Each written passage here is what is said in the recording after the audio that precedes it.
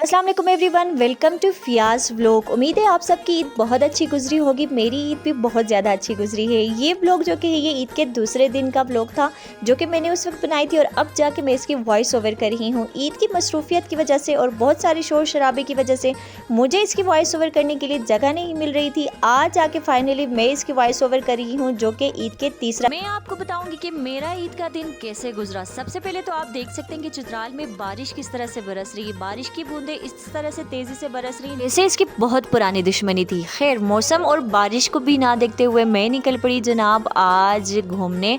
जहाँ मैं जा रही हूँ वो जगह चित्राल की सबसे खूबसूरत तरीन जगहों में शुमार होता है और मेरा सबसे फेवरेट जगह है। एक तो चित्राल के ये रास्ते और मेरी इसमें व्लॉग्स बनाने की नाकाम कोशिशें अभी जारी हैं। ना जाने ये रास्ते कब ठीक होंगे।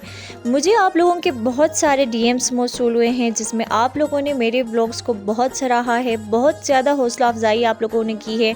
उसके लिए आप सबको बहुत ज़्यादा शुक्रिया। और आप लोगों की तरफ से मुझे बहुत सारे डीएम्स आए थे कि आप लोग मेरी व्लॉग्स को स्पॉन्सर करना चाहते हैं, तो इससे अच्छी बात और क्या हो सकती है। अगर आप लोग वाकई में स्पॉन्सर करना चाहते हैं तो काइंडली मुझे इंस्टाग्राम या फेसबुक पर डीएम करें। लिंक्स मैंने बायो में ऐड कर दी हैं, वहाँ पे जाके आप मुझे डीएम कर सकते हैं। रास्तों को देख के आप लोगों को तो अंदाज़ा हो गया कि मैं आज जा रही हूँ अयोन चित्राल की तरफ। रश तो आपने देख लिया होगा कितना रश है और ऊपर से ये रास्ते इतने छोटे हैं कि इन रास्तों पे सफर करना बहुत मुश्किल होता है। इन रास्तों से गुजर के अपनी मंजिल तक पहुंचना किसी जंग को फतह करने से कम नहीं है मेरे ख्याल से। और ये रास्ता चित्राल के सबसे खास जगह की तरफ जाता है जो कि बुम्बुर चित्राल है, जिसको आउटसाइडर्स कैलाश वैली के नाम से भी जानते हैं। हम पहुंच चुके अपनी मंजिल की तरफ जहाँ पे मौसम चित्राल से भी ज्यादा खूबसूरत था। यहाँ के सरसब्ज बागात देख के मेरा तो जनाब दिल फूल उठा।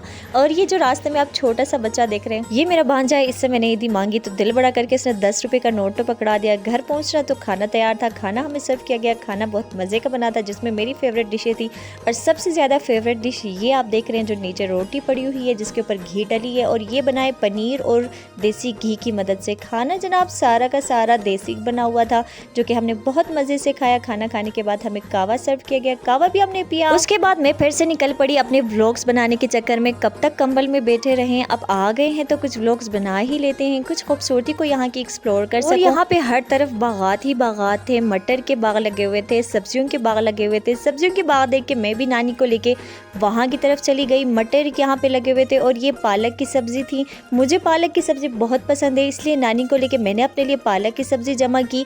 पालक की सब्जी जमा करने के साथ साथ बच्चों ने भी अपनी मस्ती करने में कोई कसर नहीं छोड़ी। इन्होंने भी अपनी खूब सारी मस्तियाँ की और मैंने और नानी ने पालक की सब्जी उठाया और हम वापस घर की तरफ रवाना हो गए। घर पहुँचने के बाद जनाब हमने अपने घर भी पहुँचना था जिसके लिए हम वापस रवाना हो गए चित्राल की तरफ। और वापसी में बारिश इतनी तेज हो गई कि अब तक बारिश बरस रही है। आज ईद का चौथा दिन है जिसमें मैं वॉइस ओवर कर रही हूँ।